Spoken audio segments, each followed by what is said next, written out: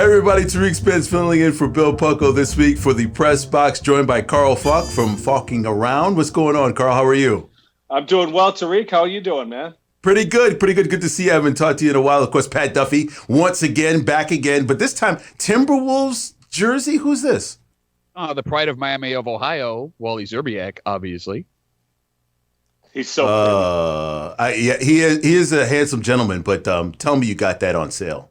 Oh, it's weird. I have a very bizarre, I don't even like Wally Szczerbiak all that much, but I have like this massive Wally Szczerbiak collection of collectibles that I've just kind of accrued for no reason. I can't explain it. I guess I'm the world's biggest non-Wally Szczerbiak fan. Or you are a fan and you're just hiding in the closet about it. Well, yeah, could be that also. Could be that. I don't want to know either. I'd like to go on, though, to what you were talking about the last 2 weeks, or what we've been talking about the last 2 weeks. One was the J.J. Watt. Apparently, you were right on the numbers. He was looking for about $15 million per season. So I'm not sure what website you stole that from, but you were right, Pat. But first, I want to start with you, Carl. Your thoughts on this and the Arizona fit for J.J. Watt? I like the fit in Arizona. You put Chandler Jones on the other side, and you've got J.J. Watt. It's an aggressive defense. They've obviously got Kyler Murray. I don't know that the Cardinals are ready to contend. They're in, I think, the toughest division in the NFL. The West is brutal. Kyler Murray took steps forward again this year. He looks to be the real deal. I like the fit there.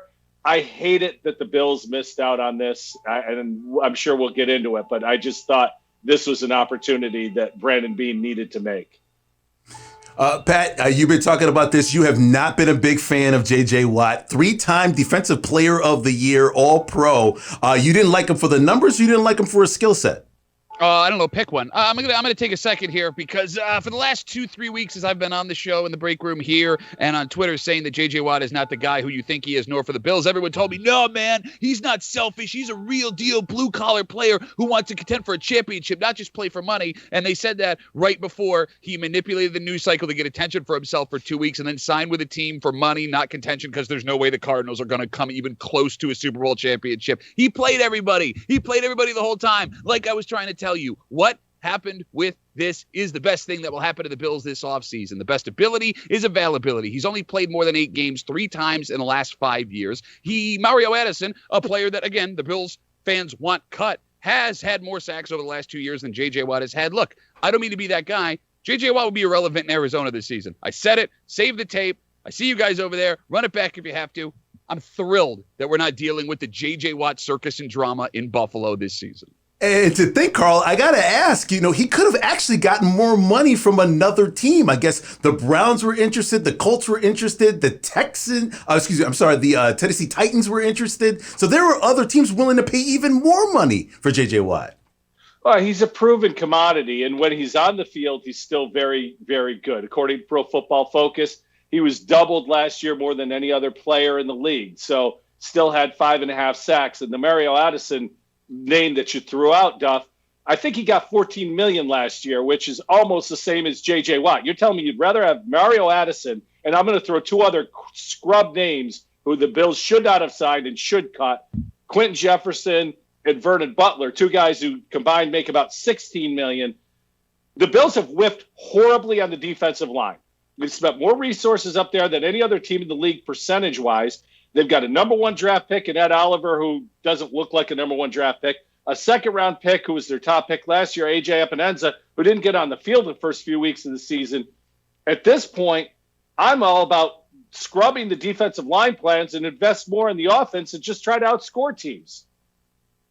But that was going to be the plan anyway, right? You were going to do everything you can to improve the run game, to improve the offense. Look, if they made this move, it would have been the one defensive move the Bills made all season. Look, I mean, Carl, there are players that are going to be just as effective as J.J. Watt, whose names you don't know, who are going to come less expensive than J.J. Watt is going to. I am confident in this team, not because of the way they performed last year, but because Brandon Beane didn't buy into the hype and overextend themselves in giving a contract to a guy who is not going to be what everyone believes, because he's a great self-promoter, is not the football player that he once was.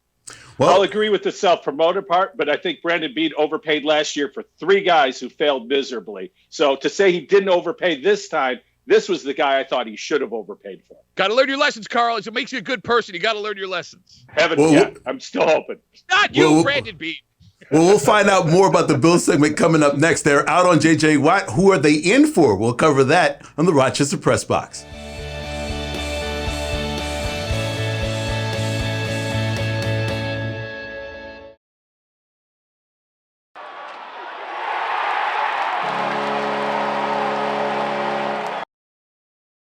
Celebrate March Madness at the original Bay and Goodman. During the month of March, we celebrate with unlimited toppings all month long. Dine in, take out, and delivery. Order online at baygoodman.com, 620 North Winton Road at Browncroft. It's March Madness at the original Bay and Goodman. Welcome back to the Rochester Press Box. Tariq Spence filling in for Bill Pucko. All right, Bill's segment. You know J.J. Watt is out. Pat Duffy. Your thoughts now on who could be in. You got a number of list of players that you could be interested in or possibly trade for. Von Miller, maybe Jadeveon Clowney. The Giants have Leonard Williams. Any of those guys interest you on defense? I mean, Williams does. Clowney is interesting, but he's up and down all over the place, and I don't know if he fits what the Bills are trying to do. Von Miller runs that same risk I worry about with J.J. Watt, where the injuries have been so bad. What kind of player are you getting? Like when, a team who you've been a heart and soul of for a while tells you to take a walk. That doesn't look good to me. I am going to make a prediction that the Bills have a lot more faith in A.J. Epinesa than everybody else does. You got to remember, coming into the pandemic season last year, the kid didn't have a preseason to prepare to play in the NFL. And there are stories that the Bills asked him to cut a little weight to get faster. He came back and was lighter than they anticipated him being, which led to a couple of healthy scratches early in the season. He started coming on as the season wore on. If there's going to be somebody coming in, I don't think it's anybody that's shown up in any of these lists or a name that Bills fans are going to recognize. That seems more like Bean and McDermott's style. Yeah, I'd agree with that. I'd agree with that. Von Miller, obviously, if you want to get better at the pass rush, you need somebody who can force a double team, and Von Miller is that guy. The other guys, Clowney's availability, as you mentioned about J.J. Watt, very similar, always seems to be hurt. I think, too, that the Bills have so much invested in that defensive line already. They may just run it back. McDermott loves to have two of everything. He's a Noah's Ark guy on the defensive line, loves his rotations. They have that now. I think they'll stay with that. And unfortunately, staying the same is basically a regression because those guys aren't going to get any better from last year to this year. Any interest on the Dolphins? They released Carl Vanoy, the linebacker. Any interest on that end defensively before we switch over to offense, Pat? Kyle Vanoy, let me see what happens with Milano there. Look, if there's one place where you may not need linebacker help, or may not need help at all, it's linebacker, depending on what happens in the offseason. That sounds like a no. I'll go to the offense. Tight end, Kyle Rudolph, no longer with the Vikings. Tight end seems to be one of the positions that the Buffalo Bills could improve in on offensively. Could improve in. Need to improve in. They haven't had – who's the best – Duffy, trivia question. Who's the best tight end in Bills history? Pete Metzelaars. That's a sad answer right there. You're absolutely right. But that shows how horrific this franchise has been with tight end. Get a damn tight end. Go find somebody, Jonnu Smith or somebody. And again, since you're not going to spend on J.J. Watt, spend on the offense and go about ways to outscore teams. Win games 38-31. Try to do it that way because I don't think they can fix the defense this offseason. I think they need a tight end. They've needed one for as long as I've been watching football, obviously, from Duffy's answer. Go get somebody. Yeah, to answer your question, Tariq, I don't know if Kyle Rudolph's the answer. He seems like a clone of Tyler Kroft, who didn't work out in this offense, right? Like, he's a big guy. He's a possession guy, but he's not all that fast. And that was the problem with Tyler Kroft, right? Like, this offense is built for speed. I think if you're going to find a guy, you need to find someone that can actually play receiver in a big man's body. So, I don't hate Jonnu Smith. If you're ready to spend the money, go get him. But again, that's going to be the one thing you're going to get to do this offseason unless you want to make major changes to this team, which I don't think the Bills want to do. I don't think you want the Bills to do that. I actually think do you think the answer is on your roster or in the draft? Let me ask you that, Duffy, before we go. Oh, I don't think the tight end answer is on the roster. And drafting tight ends, Carl, as you know, it's a gamble, right? Especially when you're going high. You don't know how these guys work out. I would be more comfortable with them spending the money on Jonnu Smith than I would have been with them spending the money on J.J. Watt or a Von Miller or a Jadeveon Clowney. Oh, sounds like a plan going forward. Go ahead, Carl. What did you want to say? Well, I agree with Duffy. The draft is such a crapshoot for tight ends. You look through the years, the number of high tight ends that haven't worked out. Other than the Pitts kid from Florida this year, it doesn't seem to be a great draft for tight ends. Well, we'll find out what's coming up. We got the draft not too far away. Start planning for that now. Coming up next, like it or not, you're watching the Rochester Press Box.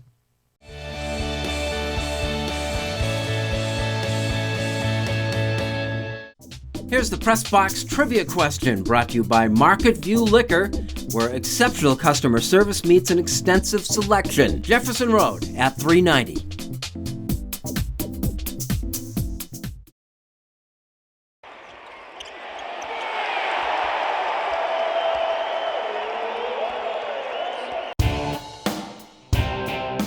All of these things show Josh Allen has a strive for greatness inside of him. Falkin Around with Carl Falk. New episodes every Tuesday on Rock Sports Now. Here's the Press Box trivia answer, brought to you by Market View Liquor, where exceptional customer service meets an extensive selection. Jefferson Road at 390. Are you facing criminal charges from a DWI and feel that you never imagined it could happen to you? Contact attorneys with years of experience as prosecutors and defenders. Contact Ganguly Brothers Law today for a free consultation. You can put your trust in us. Welcome back to the Rochester Press Box. I'm Tariq Spence filling in for Bill Pucko. This segment of the Press Box, like it or not, is being brought to you by the Ganguly Brothers Law Firm. Attorneys with years of experience defending the accused. Don't go unprepared with less. Contact Ganguly Brothers Law today. All right, Carl, we'll start first with this bit of a rule. I guess they're going to be pushing back the start of the season. Major League Baseball has decided, now for the minor leagues AAA, which means the Rochester Red Wings, they're not going to be starting when they were thought to be, pushing it back the season. Your thoughts on that for the Red Wings? Well, I absolutely hate it. And I understand, people are trying to be optimistic. Well, if it starts in May, the weather's better. Maybe we ease up on some more restrictions, get more people to the ballpark. Look, this is going on now 2 years that we haven't had games in Rochester and Buffalo and Syracuse, these minor league cities, the stadiums, the teams, the fans. It's one of the things I love about our summer here. And the fact that they're pushing it back, to me, red light goes off. Does that mean it's not going to happen again? Or is this, I don't believe the speed bump. I think it's a road closed sign is what I'm getting at. Mm-hmm. I don't like the message it's sending. It's a lot cheaper for the teams to do the alternate training sites. They control more things, prevent some injuries that way. I just don't think it's good for the minor league cities. We have been waiting for almost a year, Pat, to actually watch the Red Wings play baseball. And now another 30 days or so. I mean, does it make you a little bit nervous? Look, Carl makes some valid points, right? I understand that fear, but on the other side, how many Rochester Red Wings fans, because look, there are diehard Red Wings fans. The franchise makes their money on the casual fan coming out to see a ball game. How many casual fans are going to games between early April and early May? So when it comes to that, I think it's okay for the Red Wings as long as everything happens. I think that baseball would be doing itself a major disservice if they decided we're going to wipe out AAA seasons, especially after the terrible, terrible will they've gained in the community by wiping entire baseball teams out of cities and towns this last offseason. I hope Carl's not right, as usual. Me too. We'll find out more about that. Meanwhile, looking forward to the trade deadline for the NHL. The Sabres possibly throwing out Jack Eichel as a possible trade rumor. Are you nervous about this, Duffy? This is the guy in your franchise for the Buffalo Sabres. I'm not nervous about it at the trade deadline. The way that the salary cap's working this year, the pandemic stuff, the shortened season, the quarantine, if it happens, I don't think it happens at the trade deadline. But I am scared about it happening in the offseason. Look, the Sabres recently have found a way to take legitimately talented players, find an excuse to get rid of them, and chuck them to a team where they're instantly successful. You saw it happen with Ryan O'Reilly. He's just the most recent example, who goes and wins not only a Stanley Cup, but an MVP of the Stanley Cup playoffs the year after he leaves Buffalo. I want Jack. I want to keep him. I love the kid. But as days go on, it's becoming increasingly harder to justify him being on that roster because the kid's unbelievably talented. I love watching him play hockey, but the team's not doing anything with him there. And I don't think it's his fault. It's just you're not going to get the return. You're not going to get the return you deserve for a guy like Jack Eichel. And, I want to say it could set the franchise back, but how much further back in the franchise could set? I don't know. It hurts my head and it makes me sad. All right, Carl, what do you think about this? I mean, this is a big move for the Sabres if they decide to do this. We're starting all over again. Well, the interesting thing to me is Kevin Adams, who was selling tickets a year ago, is now the GM. Do you trust Kevin Adams to make the deal that's going to supposedly turn your franchise around by moving your best player? I don't think franchises get better by trading their best player. I think you keep Jack Eichel and figure out a different way to build around him. It's obviously not working, but trading Jack Eichel is not the answer, in my opinion. Well, we'll see what the Buffalo Sabres do. As we said before, the trade deadline in the NHL is on April 12th. So hopefully by the time this airs on TV, he hasn't been traded already. We'll find out more about that as the season goes on. Unfinished business coming up next on the Rochester Press Box.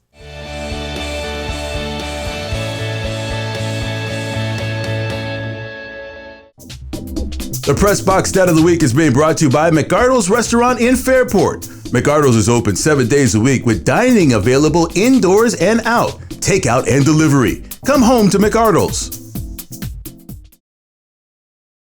And now to Eichel. He floated one.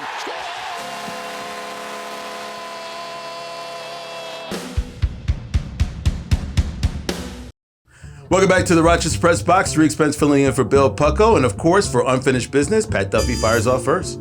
If your kids play youth sports, you know how expensive they can be, which is why we've got a problem in the Duffy household right now. One of my daughter's teammates, she plays hockey, she's 10 years old, gets paid per point that they score on the ice, to motivate the kids a little bit, to get them moving. And my daughter came to me and said, well, this is happening with a couple of her teammates, so she thinks I should be giving her $1 per point that she gets too. My wife, who hasn't really been in the hockey world as long as I have, decided, hey, that's not a bad idea. Maybe it'll motivate her a little bit. And I said, well, if that's what it takes to motivate her, maybe she shouldn't be playing hockey. We agreed to this 3 weeks ago. She's got 12 points in like 10 games. She's unstoppable. She's playing the best hockey of her life. And now I owe my daughter, who I'm paying, God, if you're a hockey parent, X amount of money to play hockey, another $12 the last 3 weeks.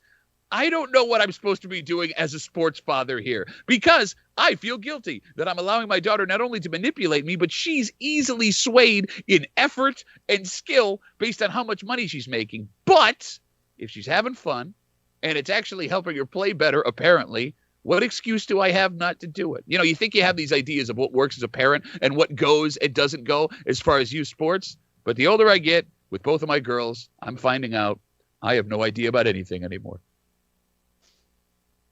There are a lot of rights to spring, and as March approaches, we see a lot of things. St. Patrick's Day is coming up, preseason baseball. We hope for those warm weather days where we can buy some beers and grill out. And, of course, Syracuse is once again on the bubble for the NCAA tournament. This year feels different, though. This year seems a lot different, and not just because of the pandemic. This year feels different because the Hall of Famer, who's won 1,100 games, give or take, the ones that he lost to suspension, feels like he's lost the team. Jesse Edwards, a 6'11" kid from Amsterdam, Netherlands, has been a good player the last couple of games and helped them get a win over North Carolina the other night. After the game, Boeheim was asked if Jesse Edwards was going to continue playing more. After playing 22 minutes in each of the last couple of games, seemed like a logical question. Boeheim, ever the guy that loves the media, said it was a horrible question and said that Jesse isn't ready. How about getting a guy ready? How about giving a guy minutes to get ready? It's March. Teams should improve as the season goes along. This Syracuse team, like a lot of other ones, have regressed. And unfortunately, I think the Hall of Famer has too. I think it's time, finally, after 44 years. I hate saying it, but Coach, it's time to look in the mirror. For the most part, my family has been watching this show called Cobra Kai, and one of the lines in Cobra Kai is, strike first, strike hard, no mercy. Major League Baseball has put in a mercy rule in spring training.